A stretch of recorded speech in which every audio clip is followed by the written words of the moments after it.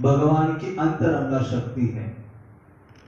क्यों उनको इतना सरलता से हमारे जीवन में प्रदान किया है? क्योंकि कृष्ण करुणा के सागर हैं।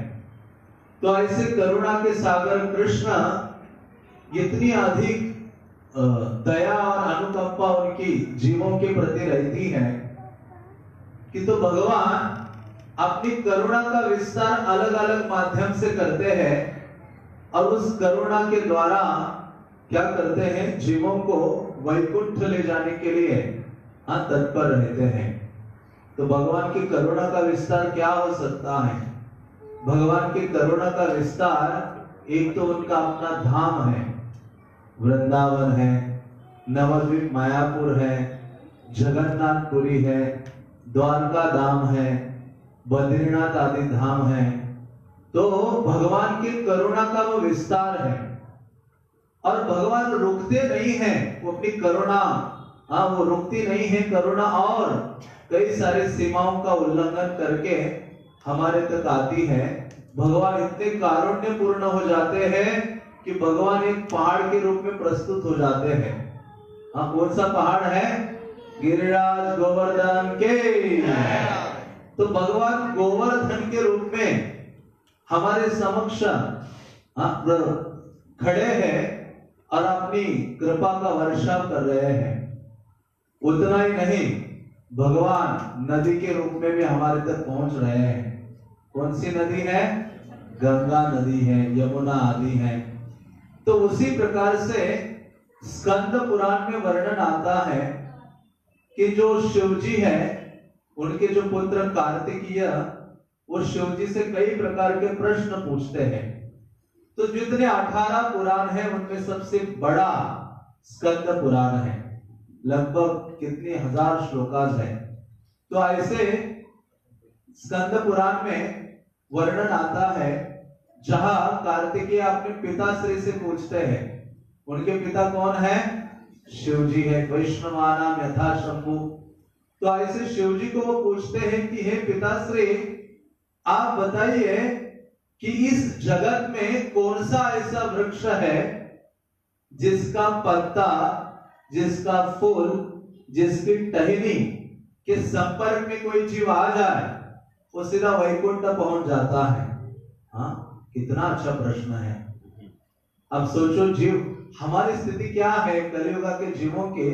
हमें बहुत शॉर्टकट चाहिए चीजें और बहुत क्विक, जल्दी रिजल्ट देने वाली चाहिए। तो इसलिए कार्तिकेय का प्रश्न बड़ा सरल है कि वृक्ष बहुत इजी है अप्रोच करना वृक्ष को। तो कार्तिकेय ने जब पूछा तो कार्तिकेय को शिवजी कहते हैं कि एक ही वृक्ष है जो त्रिभुवन को पावन करने वाला है, साधारण वृक्ष नहीं है। वो कौन सा वृक्ष है? तुलसी। तुलसी जो मंगलदायी है, सबसे श्रेष्ठतम है। और शिवजी तुलसी को ये कहकर पुकारते हैं कि वो वैष्णवी है। क्या नाम देते हैं? वैष्णवी। तुलसी का ये नाम है वैष्णवी, जो शिवजी के मुखारविंद से निकलता है। शिवजी कहते हैं यथा विष्णु प्रिया लक्ष्मीर यथा हम प्रिय एव च। तो शिवजी कहते हैं जिस प्रकार से विष्णु को लक्ष्मी प्रिय है, केवल लक्ष्मी प्रिय नहीं है, हे पुत्र मैं भी बहुत प्रिय हूं, बल्कि शिवजी बोल सकते हैं कि मेरा नाम भी कहा है, भागवतम में आया है 12वें स्कंद में, वैष्णवानाम यथा शंभु। जितने भी वैष्णव हैं उनमें शिवजी महानतम श्रेष्ठतम वैष्णव है। तो वो कहते हैं विष्णु को लक्ष्मी प्रिय है, केवल लक्ष्मी नहीं, वो मुझसे भी बहुत प्रेम करते हैं। एक्चुअली कृष्ण का हृदय उनके भक्त है। कृष्ण का हृदय किस चीज से बना हुआ है? उनके भक्तों से बना हुआ है। और भक्तों के हृदय में भी कौन सदा निवास करते हैं? कृष्ण है। तो ऐसे शिवजी कहते हैं हम दो तो प्रिय है ही, लेकिन एक तीसरी व्यक्ति बहुत अधिक प्रिय है, चौथा में और कोई नहीं जानता कोई प्रिय है या नहीं है। शिवजी बोलते हैं उस अगली लाइन में, वो कहते तते हम तुलसी देवी चतुर्थो नोपपद्यते। हाँ, वो कहते हैं कि तथैव, कि और एक पर्सनालिटी है, और एक व्यक्तित्व है जो भगवान को सर्वाधिक प्रिय है। इसलिए तुलसी को कृष्ण प्रिया कहा जाता है, कृष्ण की प्रिय है, प्रिया है। तो ऐसे वो कहते तुलसी बहुत अधिक प्रिय है, चौथा मैं जानता नहीं हूं कौन प्रिय है या नहीं है। तो ये सुनकर कार्तिकीय मानो पहली बार ऐसी कोई चीज सुनी हो। हाँ, उनके पुत्र ने कार्तिकीय आनंदित हो जाते हैं। और बहुत लंबा संवाद है जिसमें शिवजी उनको कहते हैं कि ऐसे तुलसी की सेवा में व्यक्ति को नियुक्त होना चाहिए। बल्कि श्रील प्रभुपाद चैतन्य चरितामृत में कई स्थानों में तुलसी का वर्णन करते हैं। और एक चैतन्य चरितामृत के तात्पर्य में श्रील प्रभुपाद लिखते हैं कि व्यक्ति कितना ही अधम, कितना ही पति, दुराचारी भी क्यों ना हो, निम्नतम योनि में भी क्यों ना हो, यदि वो व्यक्ति दो कार्य करता है तो तुरंत वो क्या हो जाता है, देवताओं के स्तर पर आ जाता है। मतलब इतना पुण्यवान हो जाता है, इतना पवित्र हो जाता है कि भगवत धाम जाने की योग्यता पा लेता है। प्रभुपाद कहते हैं पहली चीज है भगवान कृष्ण के नामों का उच्चारण कोई करता है। हरे कृष्णा कृष्णा कृष्णा हरे हरे, हरे राम राम राम हरे हरे। और दूसरा प्रभुपाद कहते हैं कोई यदि प्रतिदिन तुलसी की सेवा करता है तो वो आदम से आदम व्यक्ति भी तुरंत शुद्ध हो जाता है। आज सुबह में चैतन्य चरितामृत का और एक श्लोक पढ़ रहा था जिसमें प्रभुपाद कहते हैं कि कृष्ण 5000 साल पूर्व ये बोल के गए सर्वधर्मान परित्यज्य, सारे धर्मों का त्याग करो और मेरी शरण ग्रहण करो। तो भगवान चाहते हैं कि बहुत क्विकली, बहुत शीघ्रता से हम उनकी शरण स्वीकार करें, लेकिन हमारे अंदर वो शीघ्रता नहीं है। प्रभुपाद कहते वो शीघ्रता कैसे आएगी? प्रभुपाद लिखते हैं केवल तुलसी की सेवा करते रहोगे तो आपके अंदर शरणागति की शीघ्रता आ जाएगी और आपको पता भी नहीं चलेगा कि आप कैसे कृष्ण की शरणागत हो गए हो।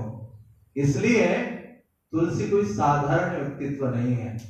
आचार्यगण कहते हैं कि जो वृंदावन धाम है वो हमारे सामने प्रकट करने का सामर्थ्य या वृंदावन धाम को हमारे नेत्रों पर के सामने उजागर करने की योग्यता कोई प्रदान करता है। वैसे 5 महान व्यक्तित्व हैं जो वृंदावन को रिवील करते हैं हमारे नेत्रों के सामने। अन्यथा वृंदावन जो धाम है वो हमें धाम महसूस नहीं होता, एक साधारण ट्रैफिक गंदगी से भरा हुआ मानो कोई एक गांव या स्थान है। लेकिन क्यों? क्योंकि हमारे नेत्र भौतिक भोग से लिप्त हैं। तो प्रभुपाद कहते हैं कि 5 ऐसे पर्सनालिटीज हैं जिनके शरणागत होने से वो धाम को रिवील करते हैं। वो 5 में सबसे प्रथम आचार्यगण कहते वो कौन है? तुलसी महारानी। इसलिए तो सुबह सुबह प्रभुपाद ने हमें वो कार्यक्रम प्रदान किया है। आध्यात्मिक गुरु की आराधना करने के पश्चात तुरंत किसकी आराधना करते हैं हम लोग? तुलसी देवी की आराधना करते हैं। प्रभुपाद जानते थे कि ये जीव शुद्ध हो सकते हैं यदि वो तुलसी की शरण ग्रहण करें। तो पहले पर्सनालिटी तुलसी है और दूसरा है यमुना, गोवर्धन, पौर्णमासी और है गोपीश्वर महादेव जो ब्रज में है। तो ये 5 ऐसे महानुभाव हैं, व्यक्तित्व है जिनके अनुगत होता है तो धाम उस व्यक्ति के लिए क्या होता है?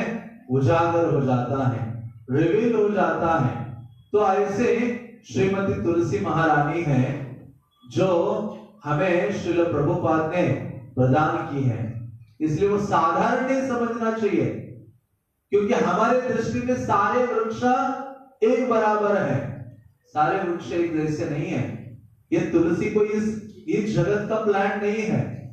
जैसे वृंदावन धाम ये जगत यूपी में नहीं आता है, भारत में नहीं आता है। इसलिए आप देखो, जब पृथ्वी को रसातल में डाला था, हिरण्याक्ष का वध करने के पश्चात भगवान वराह अपने दांतों के ऊपर लेकर आए तो पृथ्वी देवी को। जैसे जैसे नीचे से ऊपर पृथ्वी जा रही थी, वो कह रही थी आप मुझे कहाँ रखोगे? वो कहते ऊपर एक स्थान है, मेरा जो धाम है उसको तुम्हें हुक करूंगा, ऐसे लटका के रखूंगा, तुम ऊपर ऐसे रहोगे, तैरती रहोगे। पृथ्वी को अहंकार हुआ था, उसको लग रहा था कि मेरे ऊपर ही सब कुछ टिका हुआ है, लेकिन वो भूल गई वो किसके ऊपर टिकी रहती है? धाम के ऊपर। और वो ब्रज धाम जैसे वराहदेव ने कहा आप देखती रहो ऊपर, जहां आपको बहुत सारे वृक्ष नजर आ जाएंगे, आप पहाड़ पर्वत आदि देख लेना कि वो मेरा कौन सा धाम है? नित्य ब्रज धाम है। और वही हुआ जब ये आ गई ऊपर, तो देखा अरे यहाँ भी तो हरियाली है, तो ये कोई दूसरी पृथ्वी है? वो पूछ रही थी। नहीं, कहते दूसरी पृथ्वी नहीं है, वो मेरा नित्य धाम स्थान है जो शाश्वत है, तो उसके आधार पर आप वहां निवास करोगे। तो उसी प्रकार से ये जो तुलसी प्लांट है, तुलसी देवी है, वो इस जगत का नहीं है, ये जगत की नहीं है। हाँ, वो साधारण भी नहीं है, दिव्य है। तो इस प्रकार से आचार्यगण हमें प्रोत्साहित करते हैं कि ऐसी तुलसी की आराधना सर्वोत्कृष्ट है। बल्कि भक्ति रसामृत सिंधु में रूप गोस्वामी ने सर्वोत्तम आराधना घोषित किया है। रूप गोस्वामी बल्कि पार्वती देवी शिव जी को पूछती है प्रश्न ना कि आराधनाओं में सबसे बड़ी आराधना किसकी है? मैं हमेशा कई बार लेक्चर्स के लिए इधर उधर जाता हूँ और कहाँ ना कहाँ से शिव जी और पार्वती आ जाते हैं बीच में, तो मैं कहता हूँ सबसे अच्छा आइडियल गृहस्था कोई है, पति पत्नी जो एक दूसरे का ध्यान रखते हैं, वो कौन है? शिव जी और पार्वती। पार्वती देवी इतनी एक्सपर्ट है, शिव जी ध्यान में मग्न रहते हैं, जैसे उनका ध्यान का कार्यक्रम खत्म हो गया तो इसके पास क्वेश्चन का बैंक भरा रहता है, इसका बहुत सारे प्रश्न लेके तुरंत मानो आंखें खोल दी शिव जी ने, तुरंत प्रश्न पूछेगी कि हाँ स्वामी आप बताइए आराधनाओं में सबसे बड़ी आराधना किसकी है? तो मतलब शिव जी को वो कृष्ण के बारे में चर्चा करने के अलावा वो किसी और की चर्चा करने नहीं देती। या ऐसी वाइफ होनी चाहिए और पति भी ऐसे होने चाहिए जो उत्साहित रहे किसका गुणगान करने के लिए? कृष्ण का गुणगान करें। यही जीवन है, जीवन की सर्वोच्च सिद्धि यही है। तब कथामृतम तप्त जीवनम। इस कथा कृष्ण के गुणों का गान करना, कृष्ण की महिमा हमारे जीवा से निकालना, जिससे जीव सबसे क्विकली बहुत शीघ्रता से शुद्ध होता है। तो जैसे पार्वती ने प्रश्न पूछा तो शिव जी तुरंत कहने लगे आराधना नाम सर्वेशाम विष्णुर आराधना परम, कि हे देवी कि जितनी आराधनाएं हैं उनमें भगवान विष्णु की आराधना सर्वश्रेष्ठ है, लेकिन उससे भी बढ़कर एक और आराधना है, और वो कौन सी है? तदीयाना समर्चना। जो विष्णु की सेवा में लगे हुए हैं उनकी सेवा करना, उनकी आराधना करना वो सर्वश्रेष्ठ है। तो भगवान की सेवा में जो लगी वस्तुएं हैं, व्यक्तित्व है, उनकी सेवा करना सर्वोच्च है। उनको शास्त्रीय टेक्निकल भाषा में तदीय कहा गया है। क्या कहा गया है? तदीय। तो चैतन्य भागवत में वृंदावन दास ठाकुर ऐसे 5 तदीयों का वर्णन करते हैं। तदीय वस्तु वो है जो कृष्ण की सेवा में लगी हुई है। तो ऐसे तदीयों की सेवा करना, तो ये कहते हैं वृंदावन दास ठाकुर, वो 5 का वो वर्णन करते हैं।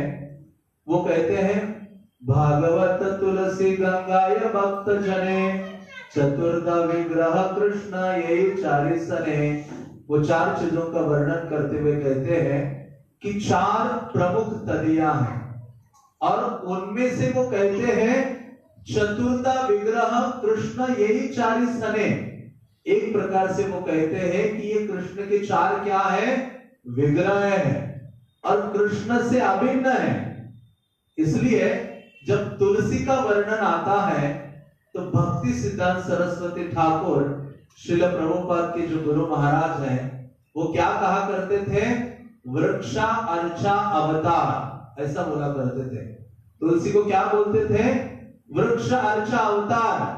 ये भगवान का अर्चा अवतार है, भगवान का विग्रह है। क्योंकि कोई मूर्ति है वो तभी आराधनीय होती है जब उसमें क्या होना चाहिए, प्राण प्रतिष्ठा होनी चाहिए। अब बिना प्राण प्रतिष्ठा की आराधना करते हो तो उसका कोई लाभ नहीं है। और प्राण प्रतिष्ठा क्या है कि भगवान के शुद्ध भक्त भगवान को अपने धाम से आमंत्रित करते हैं कि हे प्रभु आप आ जाइए, और आकर क्या कीजिए, इसमें निवास कीजिए और जीवों को शुद्ध करने के लिए आप उनकी सेवा स्वीकार कीजिए। इसलिए जो गुरुजन है, आचार्य जन है, वो भगवान को आह्वान करते हैं, इनवाइट करते हैं, भगवान आकर विग्रह में विराजमान होते हैं, उसको प्राण प्रतिष्ठा कहा जाता है। और फिर वो सेवा कृष्ण स्वीकारते हैं और जीव शुद्ध होने लगते हैं। लेकिन 4 ऐसे कृष्ण के विग्रह हैं जिनमें कोई प्राण प्रतिष्ठा की आवश्यकता नहीं है, जिनको डायरेक्ट सेवा शुरू कर सकते हो, मिला सीधा सेवा शुरू। और वो 4 चीजें कौन सी है, वृंदावन दास ठाकुर कहते हैं भागवत। पहली चीज वो कहते हैं श्रीमद् भागवतम, जो कृष्ण का शब्दावतार है, कृष्ण का ग्रंथ अर्चा अवतार भी कहा जा सकता है। तो भागवत कृष्ण से अभिन्न है। कृष्ण सुदामुपगते धर्म ज्ञाना देवी सहा, कि कृष्ण जब आध्यात्मिक जगत चले गए तो भगवान अपना ये श्रीमद् भागवतम हम सबको प्रदान करके गए, जिनकी नष्ट दृशाम कलो में शहा, कि जिनकी दृष्टि कलियुग से नष्ट हो गई है, उनके लिए वो टॉर्च लाइट का काम करता है। तो वो भागवत जिसको किसी प्राण प्रतिष्ठा की आवश्यकता नहीं है। और दूसरी वृंदावन दास ठाकुर कहते हैं तुलसी, जिसको किसी प्राण प्रतिष्ठा की आवश्यकता नहीं है। और तुलसी का मतलब क्या है, तुलसी का अर्थ पुराणों में वर्णन आता है, तुलाम सादृशम शाते नाशयति तुलसी। तुलसी का मतलब है जिसकी तुलना इस संसार में किसी से नहीं की जा सकती, उसको तुलसी है। जिसकी आराधना करने से इतना आध्यात्मिक कल्याण होता है कि मानो किसी और से तुलना नहीं की जा सकती। कोई ऐसी संसार में वस्तु ही नहीं है जो तुलसी की साम्यता कर सके। इसलिए तुलसी सारे तुलना के मापदंडों को तोड़ देती है, वो तुलसी है। जिसकी आराधना स्वयं भगवान विष्णु करते हैं, शिव जी पार्वती जिनकी आराधना में लगी है। अब सोचो इतनी बड़ी चीज हमारे सामने है। श्रील प्रभुपाद आचार्यों ने इतने महान व्यक्तित्व को हमारे सामने रखा है, और हम सोचते निकलते शुद्ध भक्त को ढूंढने के लिए। अरे श्रील प्रभुपाद के आमंत्रण से ये महान शुद्धतम भक्त वृंदावन को छोड़कर आपके घर में आके बैठा है। नहीं बैठा तुलसी महारानी, कहां से कहां निवासी उनका ब्रज है। और ऐसी तुलसी जिनका नाम वृंदा भी है कृष्ण लीला में, तो ऐसी भगवान इतना प्रेम रखते हैं कि आपने धाम का नाम इन्हीं के नाम से रख दिया। जैसे हम गांव में थे तो वहां कोई व्यक्ति घर बनाता है तो घर का नाम अपनी पत्नी के नाम से रख देता है। पता नहीं यहाँ कल्चर है कि नहीं, लेकिन कई जगहों में देखा गया है पत्नी के नाम से या ऐसे कुछ कुछ नामों से रखते हैं। लेकिन कृष्ण को देखो, तुलसी भी उनकी पत्नी ही है, लेकिन सर्वोच्चता क्या है कि उनकी महान भक्त है। ऐसी प्रियतम भक्ता कि उन्होंने राधा रानी का नाम भी नहीं रखा उस धाम को, बल्कि राधा रानी के 16 नाम है, उसमें से एक नाम वृंदा है राधा रानी का, ब्रह्म पुराण आदि कहता है। तो लेकिन जो वृंदावन का नाम है वो तुलसी के नाम से है, वृंदावन। तो भगवान इतना अधिक प्रीति रखते हैं, इसलिए तो उनकी तुलना किसी और से नहीं की जाती, अद्वितीय है, अनुपमेय है। ऐसी है तुलसी देवी, जिनके लिए शास्त्र इवन रूप गोस्वामी कहते हैं अथ तदीयाना सेवनम तुलसः, कि जितने भी तदीय है, जितनी भी कृष्ण की सेवा में लगी है, चाहे वो व्यक्ति है, चीजें हैं, उनमें उन सबकी आराधनाओं में श्रेष्ठ आराधना किसकी है? तुलसी महारानी की है। और ऐसे तुलसी के प्राकट्य का तो कई सारा वर्णन है, मानो तुलसी सप्ताह हो सकता है। हाँ, जैसे भागवत सप्ताह होता है वैसे तुलसी सप्ताह हो सकता है। लेकिन प्राकट्य के बारे में कहा जाए, ऐसे 4 प्रमुख लीलाएं आती हैं, लेकिन उनमें से एक लीला का सरलतम वर्णन किया जा सकता है कि जब क्षीर सागर का मंथन हो रहा था और अमृत कलश वहां से निकला, जिसको देखकर भगवान विष्णु आनंदित हो गए।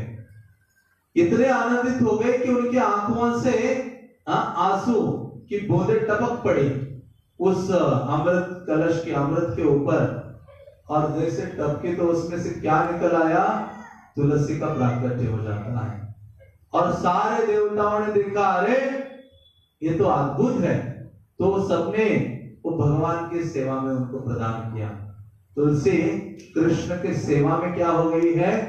नियुक्त हो गई है। इसलिए तो तुलसी जो पत्र है वो साधारण नहीं है। जिनको एक पत्र कृष्ण को अर्पित करने मात्र से आप कृष्ण को खरीद सकते हो। क्या कर सकते हो? पूर्ण रूप में खरीद सकते हो, इतनी उनकी शक्ति संपन्नता है। ऐसे तुलसी महारानी, जिनके हर पत्र पर 12 अक्षर मंत्र है। कौन सा मंत्र है उस पर? ओम नमः भगवते वासुदेवाय। हर तुलसी पत्र पर भगवान का ये नाम अंकित है। कृष्ण इतने अधिक मतलब वश में हो जाते हैं। इसलिए तो हम जब देखते हैं भगवान को कोई व्यक्ति कितने धन, माणिक्य, सुवर्ण, आभूषण देता है, कृष्ण उससे उतना संतुष्ट नहीं होते। केवल कोई व्यक्ति तुलसी अर्पित करता है प्रतिदिन, उससे कृष्ण आनंदित हो जाते हैं, अपना हो जाते। कृष्ण को व्यक्ति मानव पूर्ण रूपेण खरीद लेता है। इसलिए तो चैतन्य लीला में वर्णन आता है कि जब नवद्वीप धाम में, नवद्वीप में चैतन्य महाप्रभु के प्राकट्य के पूर्व भक्त लोग अद्वैत आचार्य के घर में मिलते थे, मिलकर गीता और भागवत की चर्चा करते थे और हरिनाम का उच्चारण करते थे। लेकिन नवद्वीप में कुछ ऐसे पाखंडी लोग भी थे जो क्या करते थे? बहुत ही उत्पात मचाते रहते थे, भक्तों से द्वेष, ईर्ष्या आदि रखते थे, और भक्त बहुत दुखी थे कि कब भगवान का प्राकट्य होगा और कब सारे संसार में हरिनाम का प्रचार आदि होगा, प्रसार होगा।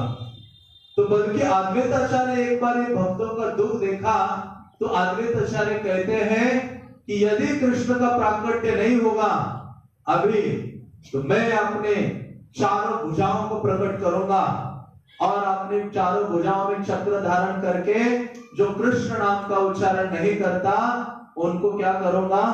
विनाश कर दूंगा उनको। तो अद्वैत आचार्य इस मूड में आ गए थे।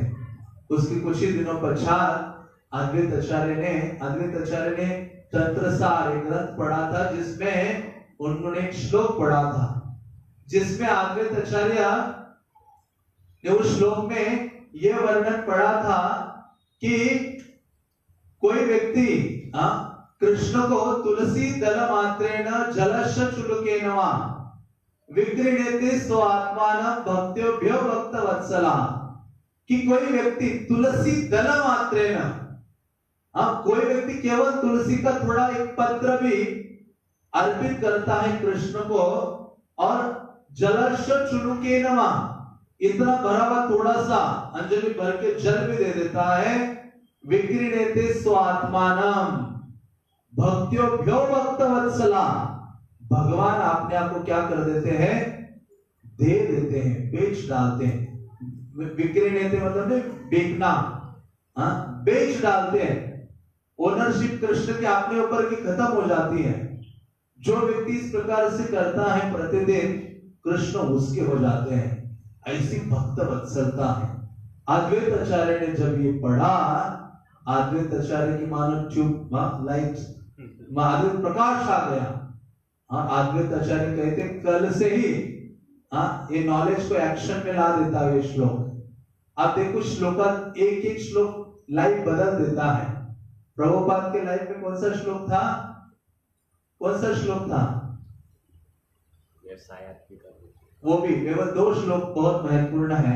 एक तो प्रभुपाद ने विश्वनाथ चक्रवर्ती ठाकुर का ये जो व्यवसाय का जो श्लोक है गीता का, उसकी जब टीका पढ़ी तो उससे वो ये हो गए क्या, गुरु की आज्ञा का पालन करना और उस पर स्थिर हो जाना, जिसमें सारी सिद्धि संभव है। और दूसरा, उनके बिजनेस में सारा घाटा आ रहा था, सब कुछ चला गया, तो उन्होंने क्या बोला, हरिष्ये तद्धनम क्षणे, भगवान यशाहम अनुग्रह नामी हरिष्ये तद्धनम क्षणे, कि जिस पर भगवान की अनुकंपा हो जाती है उसका धन भगवान क्या करते हैं, हरण करते हैं। तो अभी तक हमारा धन हरण नहीं हुआ, उसका मतलब हमारे ऊपर अनुकंपा नहीं हुई। कोई आवश्यकता नहीं ऐसे अनुकंपा की, फिर तो ये पूरा हॉल खाली हो जाएगा। हाँ, रोज एक एक भक्त के ऊपर ऐसी अनुकंपा होने लगे तो मुश्किल है। तो लेकिन हमारे लिए वो नहीं है। भगवान आपने जो फुल्ली सरेंडर डिवोटीज है उनके ऊपर ऐसी सारी कठिनाई ला देते हैं, लेकिन उससे भगवान अपने भक्तों को माध्यम बनाकर सिखाते हैं कि उनके जीवन में कितनी भी कष्टप्रद स्थिति आती है मेरे भक्त के जीवन में, फिर भी वो सेवा को नहीं छोड़ता है, मेरे चरणों को नहीं छोड़ता है, भगवत भक्ति को नहीं छोड़ता है। ये भगवान भक्त के द्वारा क्या करते हैं, सिखाते हैं। तो अद्वैत आचार्य ने जैसे ये पढ़ा, तुरंत उस श्लोक को फॉलो किया। प्रतिदिन शांतिपुर में वो तुलसी दल और थोड़ा गंगा जल अर्पित करते थे। कुछ ही दिनों के पश्चात साक्षात कृष्ण इस कलियुगा में श्री चैतन्य महाप्रभु के रूप में क्या होते हैं, प्रकट हो जाते हैं। चैतन्य महाप्रभु के रूप में अवतरित हो जाते हैं। इसलिए तो चैतन्य महाप्रभु ने कई बार बोला, चैतन्य भागवत में आप पढ़ते हो कि अद्वैत आचार्य ने मुझे बुलाया था। हाँ, ये कारण है, तुलसी अर्पित कर दी और जल चढ़ा दिया और हुंकार गर्जना लगा दी और उसके कारण मुझे आना पड़ा यहाँ। हाँ, तो इतना पावरफुल है कि एक तुलसी पत्र कृष्ण को क्या कर सकता है, खरीद सकता है। हाँ, कृष्ण को अपना बना सकता है। इसलिए पुराणों में आपने वो फेमस कथा सुनी होगी, हाँ, कि जब नारद मुनि तो घूमने वाले भक्त हैं। हाँ, वो कहाँ किसी त्रिभुवन में, जहाँ उनके लिए आसुर और देवता सबके पास जाते, एक ही ऐसे व्यक्ति है, वो किसी पार्टी के नहीं है, किसी दल के नहीं, इसलिए भक्त किसी पार्टी के नहीं होते। हाँ, उनकी पार्टी तो यह है कृष्ण की चरण कमल। तो नारद मुनि ब्रह्मन देवता के वहां जाते, इंद्र के वहां, और इंद्र के वहां से क्या लेके आते हैं, पारिजात का पुष्प ले आते हैं। और कृष्ण को, नारद को कुछ भी प्राप्त हो जाए वो दौड़ पड़ते कृष्ण को अर्पित करने के लिए। भक्त की पहुंच कहां तक होती है, भक्तों की भगवान के चरणों तक। हाँ, इसलिए भागवत के प्रथम स्कंद में वर्णन आता है सारंगानाम पदाम्बुजम, कि सारंग मींस डिवोटीज, कृष्ण के जो भक्त है उनका स्थान सदैव भगवान के चरण कमल है। जैसे ही उनको ये प्राप्त हुआ पुष्प पारिजात पुष्प, तो ये तुरंत आ गए द्वारका, सोचा कृष्ण को अर्पित करता हूं। तो कृष्ण माता रुक्मिणी के साथ बैठे थे और वार्तालाप कर रहे थे। नारद जी आ गए और नारद मुनि कहते हैं कि कृष्णा ये आपके लिए है और आपके जो सबसे प्रियतम है कोई, तो उनको आप ये दे दीजिए। अभी पत्नी साथ में बैठी है, वो भी रुक्मिणी। और कृष्ण क्या बोलेंगे, क्या और दूसरी मुझे ज्यादा प्रिय है, सत्यभामा या कोई और? कृष्ण ने कहा, अरे नारद, हाँ तुम ना लड़। वैसे नारद के बिना कृष्ण लीला में कोई फ्लेवर नहीं है। जैसे हम सब्जियां बनाते हैं तो उसमें मसाले डालते हैं ना, उसमें फ्लेवर आ जाता है। आइसक्रीम में भी कई प्रकार के फ्लेवर्स हैं और लाइफ में भी फ्लेवर होने चाहिए, तो उसी को व्यक्ति एंजॉयमेंट कहता है ना। तो ये नारद मुनि कृष्ण लीला में कुछ ना कुछ फ्लेवर ऐड करने का काम करते हैं। तो ऐसे नारद मुनि जब कहा तो भगवान कृष्ण की पहुंच है कि किसी और को देखे वो फूल, तो कहा रुक्मिणी तुम्हें बहुत प्रिय है, ये ले लो फूल। रुक्मिणी तो बहुत आनंदित हो गई और नारद मुनि उनको दंडवत प्रणाम करके स्तुति करके चले गए सत्यभामा के महल में। सत्यभामा डोमिनेटिंग नेचर है उनका, और रुक्मिणी का क्या है, थोड़ा सा हम्बल नेचर है। रुक्मिणी सहन कर देता हूँ, कुछ भी ऐसा बोल दे तो मूर्छित होकर गिर पड़ती है। तो सत्यभामा का ऐसा नहीं है, सत्यभामा बिल्कुल पावरफुल है। तो सत्यभामा के पास गए, नारद कहते अभी आया और देखो वो उनको फूल मिला था, वो भी स्वर्ग का फ्लावर, पारिजात वृक्ष का, दुर्लभ है या इस संसार में, और उनको सबसे प्रियतम के देने के लिए बोला, तो उन्होंने रुक्मिणी के हाथ में थमा दिया। सत्यभामा तो प्रियतम हो ही नहीं हो। सत्यभामा बहुत दुखी हो गई, तो कहती है कि क्या करो, कैसे मैं सबसे प्रिया बन सकती हूँ? तो नारद तो उनके गुरु ही हैं। नारद को गुरु के रूप में उन्होंने चयन किया और चयन करके नारद ने जो भी शिक्षा दीक्षा देना था वो प्रदान किया और नारद जी चले गए। और इन्होंने सब कुछ किया तो वास्तव में वैसे ही हुआ, कृष्ण उनके वश में आ गए और सत्यभामा बहुत प्रियतम बन गई और इनके भी वश में पूर्णतः कृष्ण आ गए। तो नारद फिर आ गए एक दिन कि सत्यभामा क्या चल रहा है आजकल? तो सत्यभामा ने सब कुछ बोला, अच्छा सफलता प्राप्त हो गई आपको, तो फिर मुझे गुरु दक्षिणा चाहिए, कुछ ना कुछ। क्या गुरु दक्षिणा चाहिए मुझे? जो भी आपकी सबसे प्रियतम चीज है वो आप मुझे प्रदान करो गुरु दक्षिणा के रूप में। तो सत्यभामा की प्रियतम चीजें क्या थी? कृष्ण थे। क्या थे? कृष्ण। जोर से बोलिए, कृष्ण। और जोर से, तो सत्यभामा ने तुरंत कृष्ण का हाथ पकड़ा और नारद मुनि के हाथ में दे दिया। नारद ने क्या किया, उनको लेकर नारद मुनि महल से बाहर निकल ही रहे थे, तो बाकी रानियों को पता चला कि अरे कृष्ण को इन्होंने दे डाला उस नारद को। ये सारी रानियां कहती है सत्यभामा का प्रॉपर्टी है क्या? अकेली का है? वहां सबका प्रॉपर्टी है, बिना पूछे दिया कैसे उन्होंने? तो फिर सारी रानियां एकत्रित होती है, नारद को सब पकड़ लेते हैं। नारद कहते हैं तभी मैं वापस कर सकता हूं जब आप उतने ही वेट का मुझे क्या दे दो, सोना या जो भी ये चीजें दे दो। तो वहां तुला भार, वेट का जो मशीन क्या कहते हैं उसको, तराजू, वो रख दिया। और कृष्ण को एक साइड में बिठा दिया और दूसरी ओर सारी रानियों ने अपने सुवर्ण आभूषण अलंकार सब निकाल कर डाल दिए। अब उनको कृष्ण चाहिए। ये सारे आभूषण सोना आदि के से बढ़कर है क्या कृष्ण? वो रानियों के लिए वो यूजलेस है, उनके आभूषण कौन है? कृष्ण है। एक्चुअली हमारी सुंदरता बढ़ती है जितने हम कृष्ण के हम नजदीक पहुंचते हैं। एक भक्त और अधिक सुंदर लगने लगता है जब वो कृष्ण से क्या हो रहा है, आसक्त हो रहा है। कृष्ण के आप जितना नजदीक पहुंचते हो उतने ही आप क्या लगने लगते हो, शोभायमान लगने लगते हो, सुंदर लगने लगते हो। तो वैसे ही उन सारे रानियों के परम आभूषण कृष्ण थे, जिनकी सुंदरता कृष्ण के कारण थी। तो ऐसे सब कुछ उन्होंने डाला, लेकिन फिर भी कृष्ण ऊपर नहीं आ रहे थे। कृष्ण का वेट अभी भी बहुत ज्यादा था। तो दक्षिण भारत के मंदिरों में आप जाते हो तो वहां पे तिरुपति जाओ या किसी भी जगह जाओ तो वहां ये तराजू रखा होता है ना, तो आप वहां क्या कर सकते हो, एक जगह बैठ सकते हो, फिर उतने ग्रेन्स या कुछ चीजें आप विग्रह की सेवा के लिए अर्पित कर सकते हो।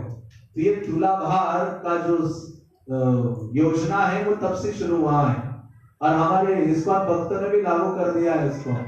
गीता मैराथन में वहां महाराज को भी एक साइड में बिठा दिया था और भगवत गीता को रखा था एक और। तो ऐसे कृष्ण के समय से ये परंपरा शुरू हुई है। तो भगवान तो बैठे थे, अभी वो तो नारद की प्रॉपर्टी थे, बोल नहीं रहे थे कुछ, मतलब बेच डाला तो कृष्ण उसके हो जाते हैं। तो उस समय एक रानी उपस्थित नहीं थी, रुक्मिणी। तो कोई दासी या सखी या सेविका जो भी है दौड़ते हुए गई रुक्मिणी के पास और कहा, हे रुक्मिणी, बाहर बहुत कुछ हो रहा है।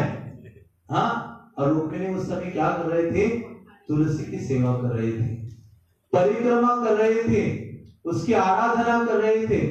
और जैसे ये सेविका जो भी आई थी उनको बुलाने के लिए, वो कहती, क्या हो गया, तुम इतनी विचलित क्यों हो गई हो? तो सारा सब कुछ घटनाक्रम वो बता देती है। तो वो सुनते ही समझ जाती है कि एक ही चीज है आवश्यक है, जो कृष्ण को क्या कर सकते हैं, हम ले सकते हैं वापस, खरीद सकते हैं। तो उन्होंने क्या किया, तुलसी को प्रणाम करके निवेदन करके तुलसी पत्र का चयन किया और उसके ऊपर क्या लिख दिया, हरे कृष्णा जोर से,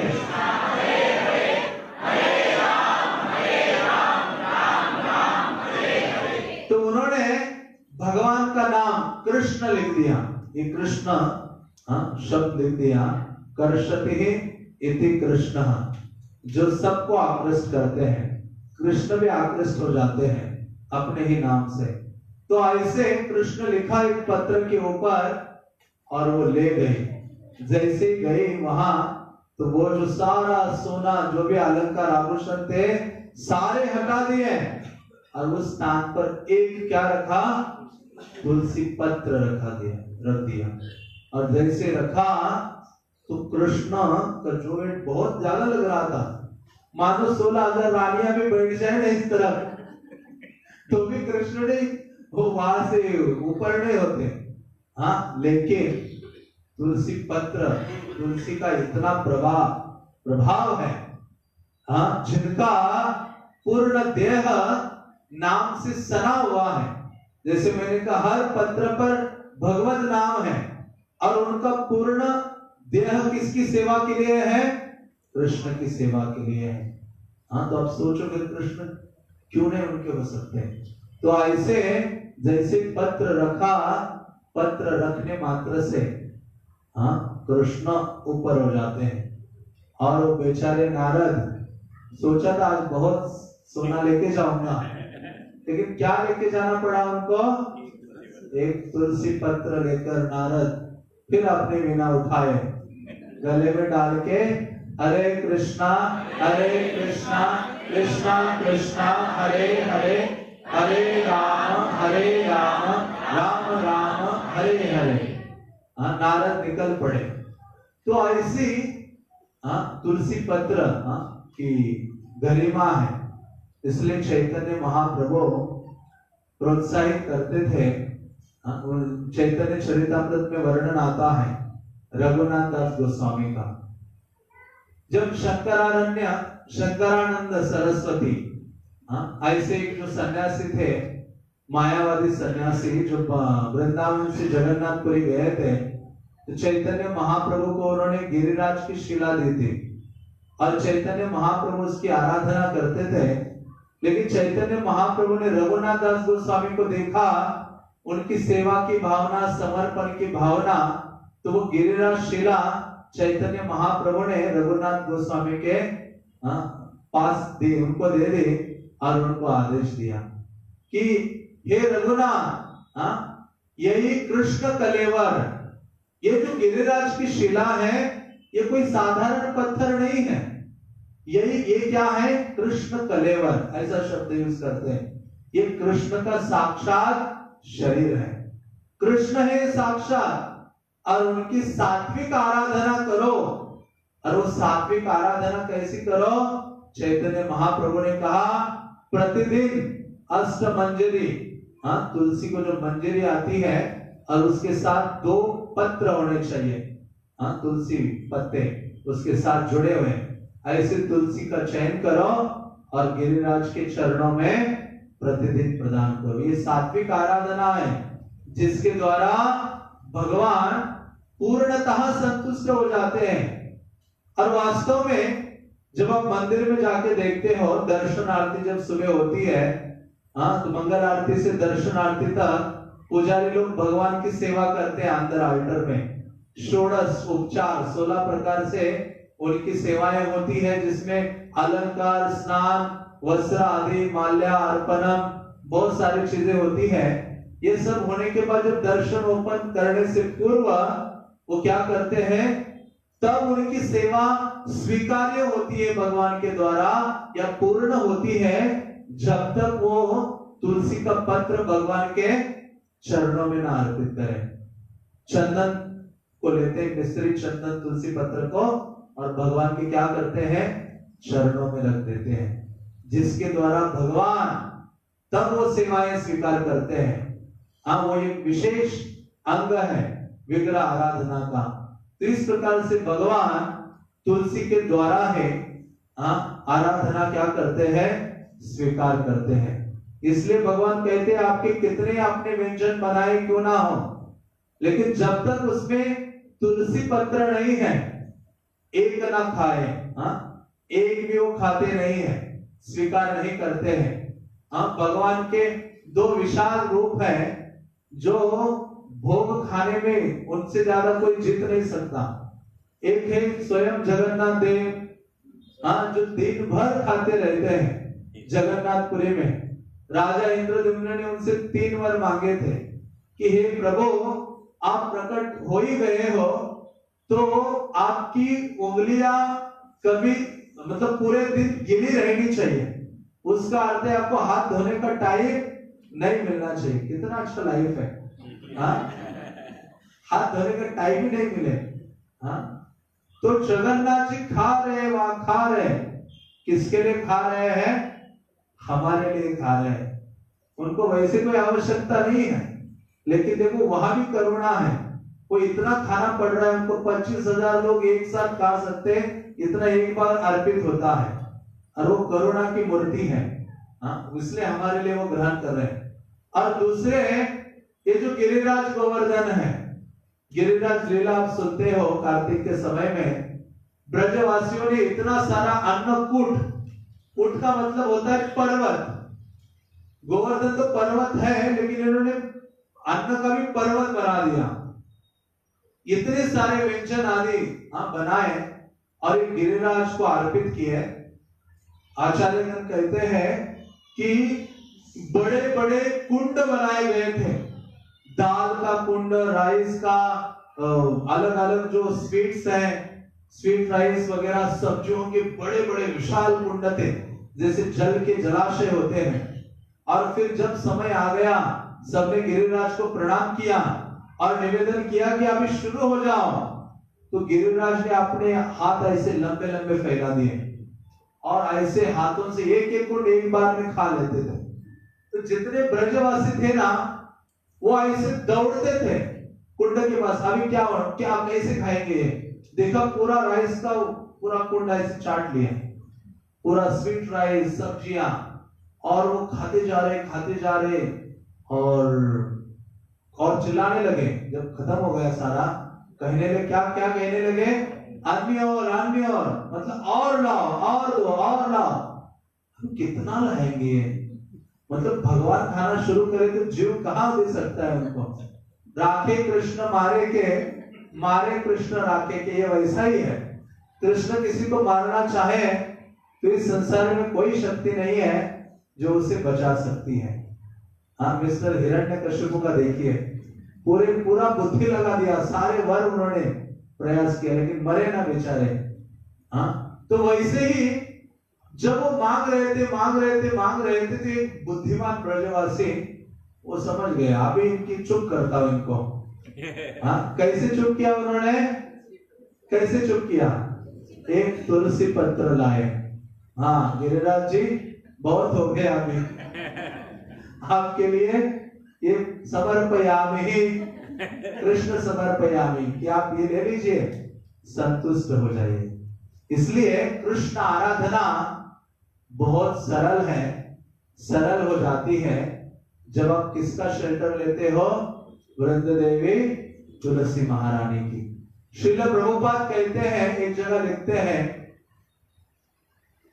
कि दिन में जब तक तुलसी को जल ना दो ना, तब तक आपको खाना नहीं चाहिए। प्रभुपाद कहते हैं दिन की शुरुआत होनी चाहिए तुलसी को जल अर्पित करके, तुलसी को प्रणाम अर्पित करके, और तब आपको भोजन करना चाहिए। बल्कि तुलसी महारानी ये वृंदावन की है, वृंदावन धाम से वो महान वैष्णवी का या भक्त का प्राकट्य हमारे लिए है। इसलिए उनकी जड़ की जो मिट्टी है वो साधारण मिट्टी नहीं है।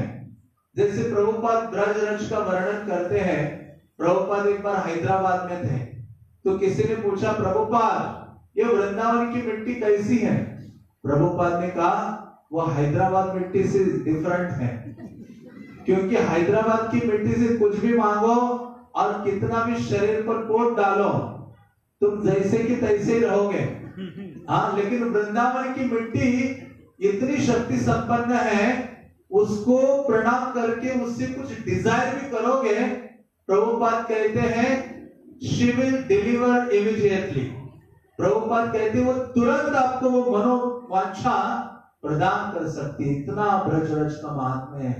और ऐसी ही ब्रजरज हमारे पास है प्रतिदिन। तुलसी के चरणों का जो मिट्टी है वो वृंदावन की रज है। इसलिए तो आप उठा के क्या करते हो? माथे पे लगा, इसलिए कि दूसरा लगा रहा है इसलिए मैं लगा रही हूं या लगा रहा हूं, क्योंकि वो ब्रज रज है। यही वैष्णव की अनुकंपा है, जिन्होंने आपके पास ब्रज का एक भक्त दे दिया, जिन्होंने ब्रज की रज दे दी, जिसको पाने के लिए ब्रह्मा वहां पर माउंटेन बने हुए हैं, शिव जी नंदेश्वर बने हुए हैं, और सबसे बड़े पढ़े लिखे उद्धव महाराज। हाँ, उद्धव शुद्ध हो गए हो। वहां ब्रज में बोलते हैं अरे उद्धव भी शुद्ध हो गया। हाँ, वहां जाकर, और ऐसा इतना पढ़ा लिखा पर्सन। हाँ, मैं कई बार भक्तों को बोलता हूँ ये उद्धव को कहाँ भेजा था पढ़ने के लिए?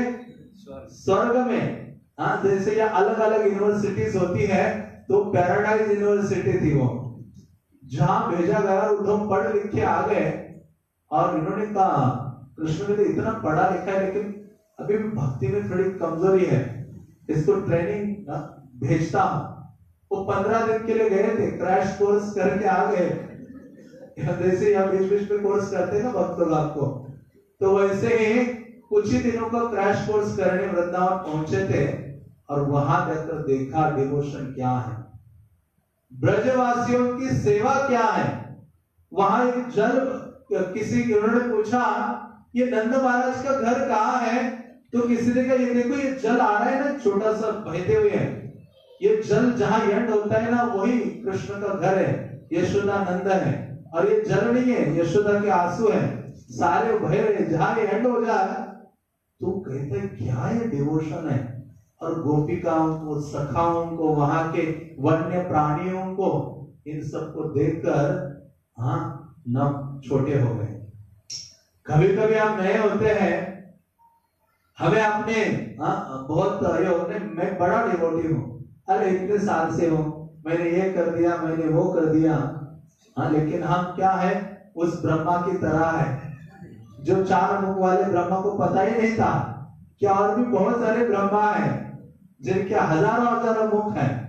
तो इसलिए हमारी ऐसी मनोवृत्ति को कम करना है कि मैं सबसे श्रेष्ठ हूं, तो हमें भक्तों के बीच में आना चाहिए।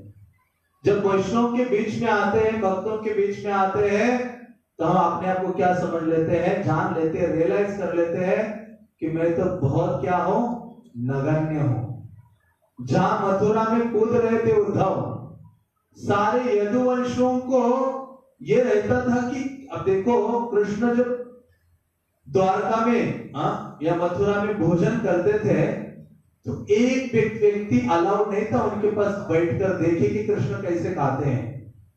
जैसे प्रभुपाद थे, प्रभुपाद जब भोजन करते थे कोई अलाउड नहीं होता था उनके पास। प्रभुपाद दीवार के पास बैठ जाते थे, मानो दीवार की तरफ मुंह करके। प्रभुपाद कहते हैं ये कृष्ण प्रसाद है, कृष्ण से अभिन्न है, उसको पूर्ण रूपेण रिलीज करना चाहिए। हाँ, बिल्कुल आनंद के साथ बिना किसी रुकावट के ग्रहण करना चाहिए। तो कृष्ण जब खाते थे, भोजन ग्रहण करते थे, तो कोई उनके पास नहीं बैठ सकता था, एक ही व्यक्ति बैठता था और वो कौन थे, उद्धव। और उद्धव की विशेषता क्या थी? उद्धव कहते कृष्णा मैंने एक सीक्रेट सीख लिखा, एक रहस्य सीखा है, मुझे आपकी माया का भय नहीं लगता। क्यों? क्योंकि उद्धव कोई भी ऐसी वस्तु इस्तेमाल नहीं करते थे जो कृष्ण ने इस्तेमाल न की हो। उनके क्लोथ, कभी नए कपड़े उद्धव ने कभी नहीं खरीदे, हमेशा उनके वस्त्र, उनके अलंकार, उनका उच्चिष्ट। तो ऐसे उद्धव जब जाते वहां, वो जाके वहां के भक्तों का भक्ति देखते हैं, सेवा की भावना देखते हैं, उद्धव तुरंत गिर पड़ते और प्रार्थना करते हैं कि मैं क्या बनना चाहता हूं, अहो नंद व्रज श्रेणा, कि ये नंद महाराज की यहाँ के जो भक्त हैं, श्रेया आदि हैं, कितनी पुनीत पवित्र करने वाले हैं सारे जगत को। मैं तो एक घास का तिनका बनना चाहता हूं। जब कृष्ण विरह में ये दौड़ेंगे सारे, हाँ, तो उनके चरण क्या पड़ेंगे, मेरे ऊपर पड़ेंगे और मुझे थोड़ा सा उनका रज या धूलि प्राप्त हो जाएगी। और वही भावना चैतन्य महाप्रभु ने हमें सिखाई है।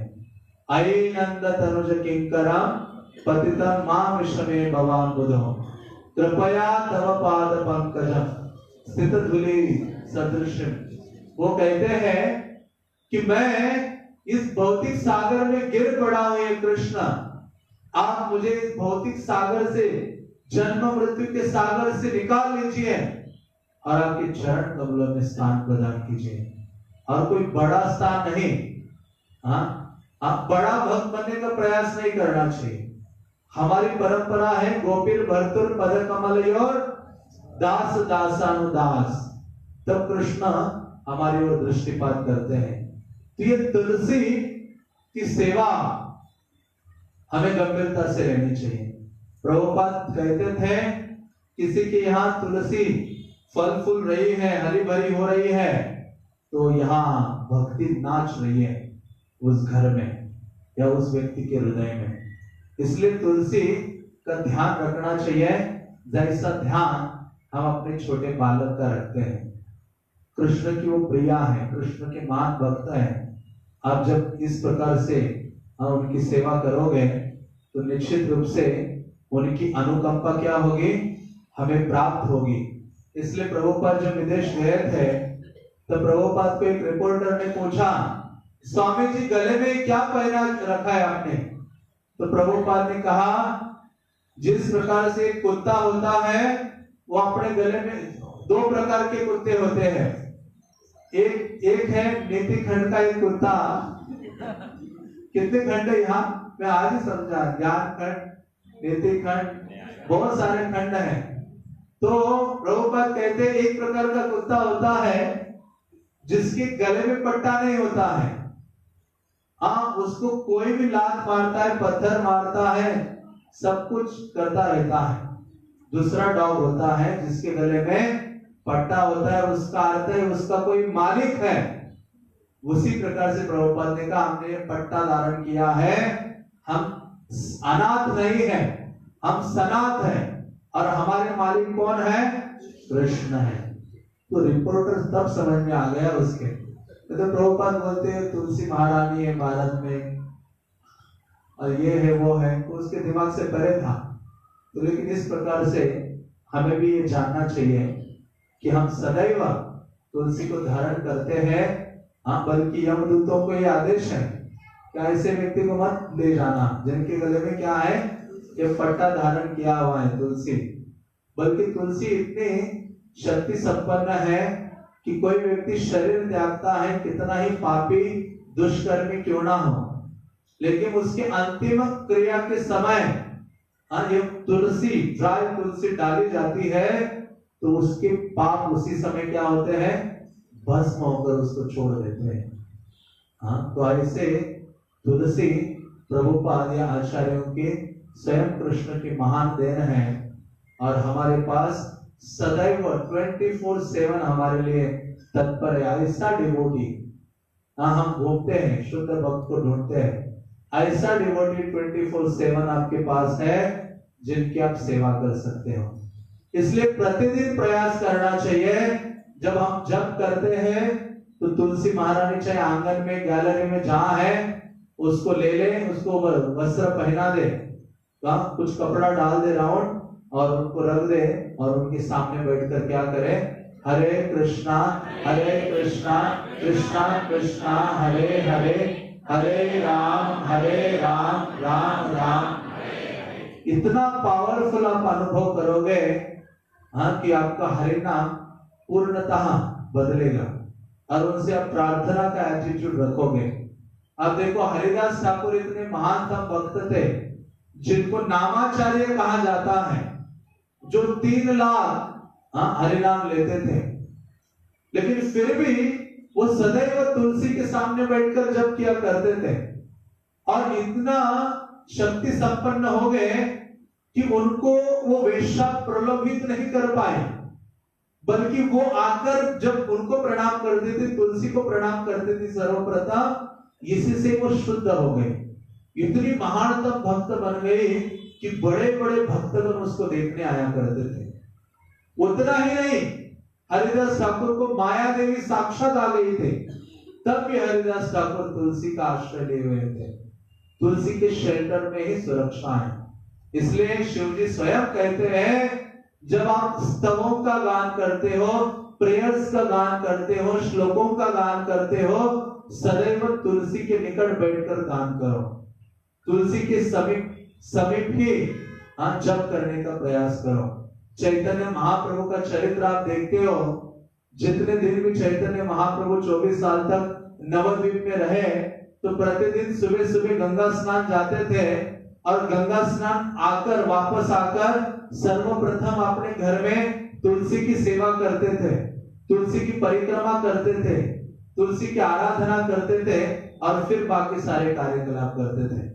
जब उन्होंने संन्यास भी लेकर वो जब जगन्नाथपुरी गए, तब भी उन्होंने तुलसी की सेवा नहीं छोड़ी। जब महाप्रभु जप करते थे जगन्नाथपुरी में, तो सदैव तुलसी के पास बैठकर जप करते थे।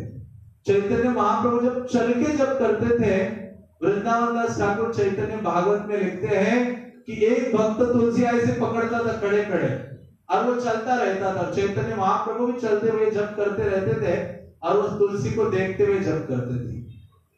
तो ऐसा तुलसी का आश्रय लेना परम आवश्यक है। इसलिए प्रभुपाद ने सुबह सुबह इस कार्यक्रम में हमें इंट्रोड्यूस किया है तुलसी की आराधना और तुलसी की सेवा। और वो तुलसी ऐसी चीज है, सेवा अधिकार, सारी सेवाओं का अधिकार, कृष्ण की सेवाओं का इंचार्ज कौन है? तुलसी है। सारा अधिकार उनके पास है। मोर यही अभिलाष विलास कुंज देववास। हमारी अभिलाषा है कि विलास कुंज में वास चाहिए। वृंदावन का दूसरा नाम विलास कुंज है, वहां वास चाहिए। तो वास कौन प्रदान करती है? तुलसी महारानी है। तो इसलिए कम से कम ये प्रयास करना चाहिए कि जब तुलसी महारानी घर में है तो उनका मैं केयर करो, उनकी सेवा करो, और उनको प्रणाम करना, उनको नियमित रूप से जल आदि देना, उनकी देखभाल करना। ऐसा करोगे तो हृदय तो कृष्ण के प्रति अनुराग बढ़ेगा। और तुलसी के सन्निकट हरिनाम लोगे तो बहुत शीघ्रता से अपराधों से रहित हरिनाम हमारे जीवा से क्या होगा?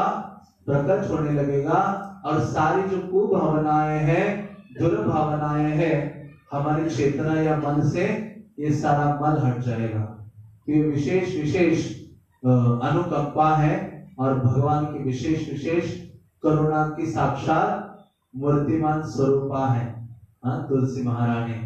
और अभी ये दिन भी चल रहा है तुलसी को जलदान। तो ऐसा तुलसी की महिमा है, इतनी महिमा है कि जिनका इतनी सन्निकट है कृष्ण के कि गोपियां भी एड्रेस जब कृष्ण का पूछना होता है तो किसको पूछती है? तुलसी को। जब कृष्ण ने एक बार रास क्रीड़ा को त्याग के चले गए तो सारी गोपियां एवं राधा रानी में कृष्ण के विरह वेदना में भ्रमण करते करते कृष्ण को ढूंढ रही थी।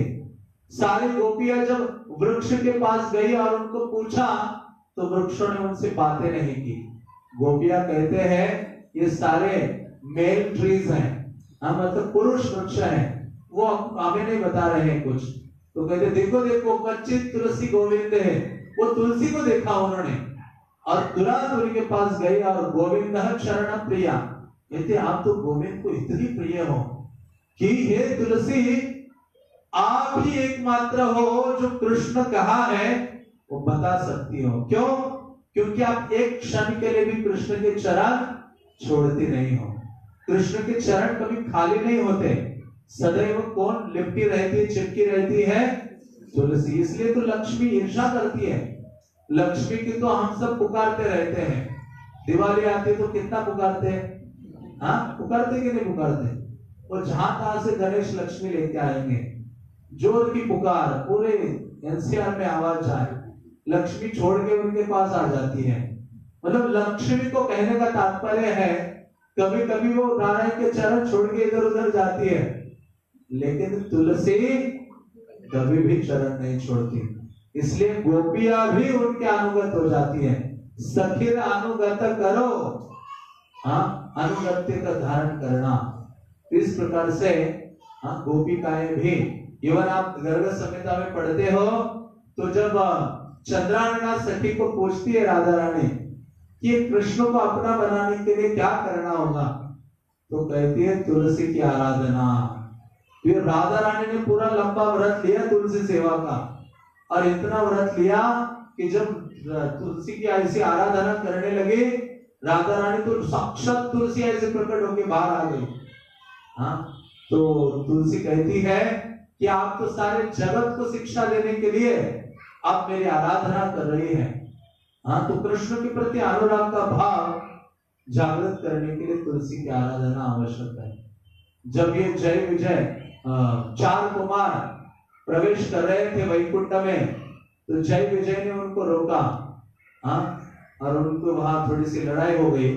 तो भगवान चतुर्भुज रूप नारायण बाहर आ रहे थे, थोड़े दूरी थे, भगवान आने से पहले उनके चरणों की तुलसी मिश्रित गंध बाहर आई और आकर 4 कुमारों के नथुनों में प्रवेश हो गए, जिससे वो पहले भगवान के भक्त नहीं थे। वो तुलसी चरण मिश्रित, वो तुलसी के सुगंध को सूंघने मात्र से 4 कुमारों के हृदय में भगवत भक्ति का प्राकट्य हो गया। तो ऐसी कई सारी महिमा है तुलसी महारानी के, लेकिन हमारे लिए कुछ प्रैक्टिकल चीजें हम ध्यान रखें कि क्या करना चाहिए। प्रतिदिन प्रयास करें तुलसी के सन्निकट में जप करो और तुलसी को प्रतिदिन जल अर्पण करो, उनकी कुछ ना कुछ सेवा करो, उनको प्रणाम करो।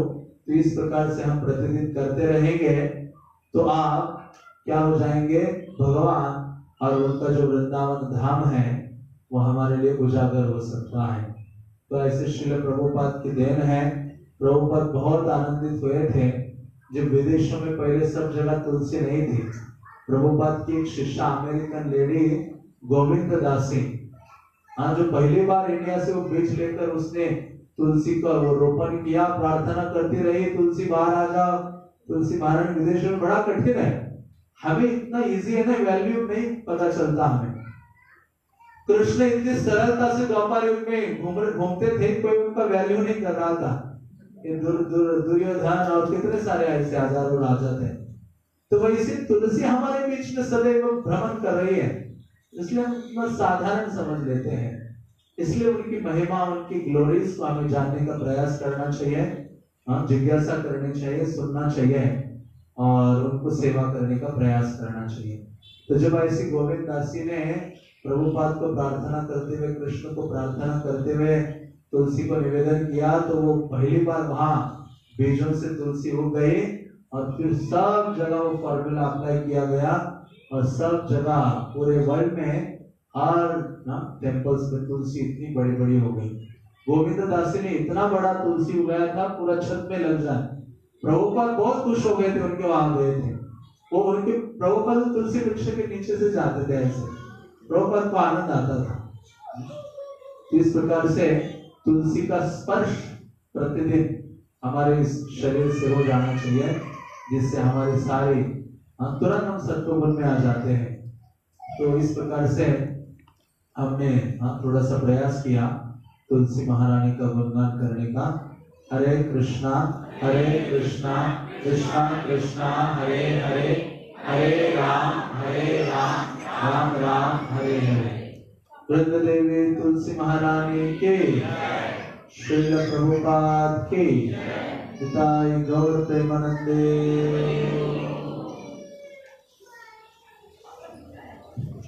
किसी का कोई प्रश्न है? टाइम तो मैं ज्यादा लिया, 8 बजे तक मुझे बोलना था, 15 मिनट ज्यादा ले जाए।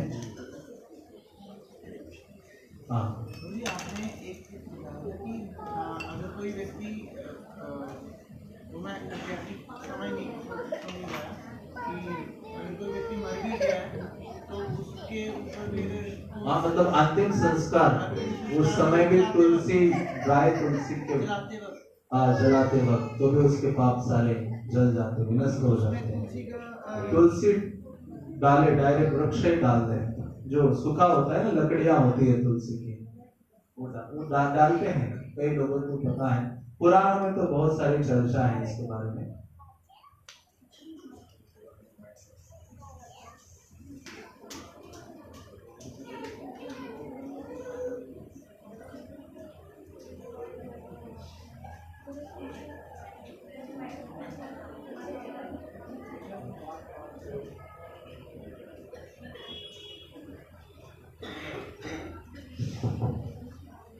हरे कृष्णा प्रभु जी, भी बड़ा सुंदर वर्णन किया आपने तुलसी माता का।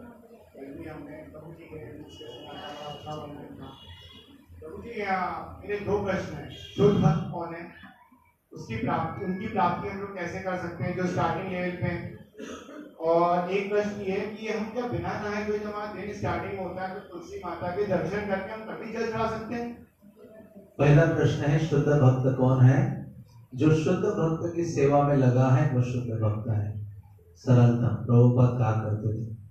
और दूसरा, प्रयास करना चाहिए, सुबह स्नान करे। तुलसी का दर्शन तो बिना स्नान के कर सकते हो, लेकिन अच्छा है स्नान करके क्या करो, जल आदि अर्पित करो। तो हमारे आध्यात्मिक हेल्थ के लिए और भौतिक हेल्थ के लिए, दोनों के लिए अच्छा है सुबह जल्दी उठना, स्नान करना। हाँ माता जी, जैसे 2-3 साल में तुलसी का पौधा सूख जाता है या कैसे रखना चाहिए उसको? जो सूख जाता है ना, तो उसकी लकड़ी को आप प्लास्टिक में स्टोर करके रख सकते हो। कोई ना कोई गुजरता रहता है ना इस संसार से।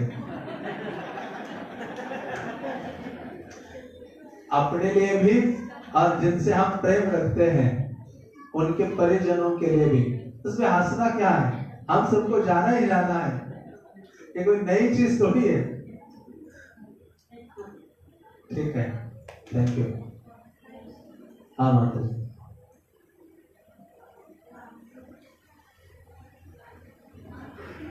ये जानने की तैयारी है।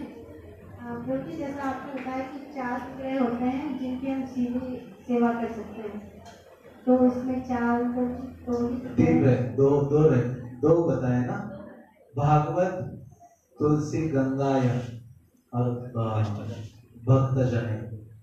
भागवतम है, तुलसी है, गंगा है और भक्त है, भक्तजन है। चतुर्था विग्रह कृष्ण, यही 40 है।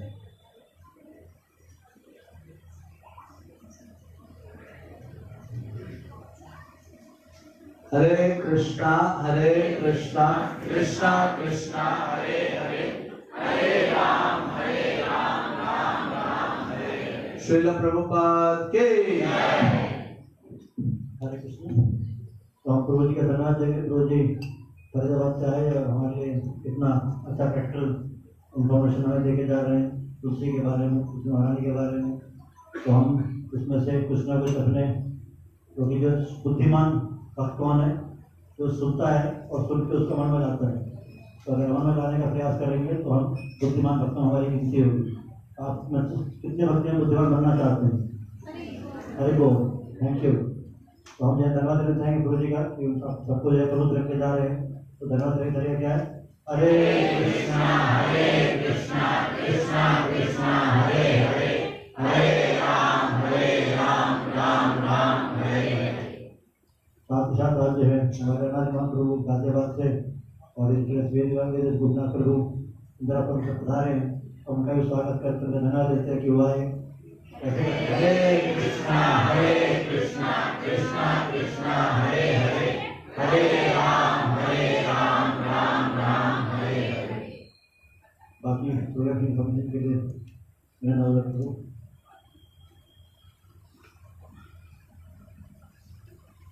हरे कृष्ण।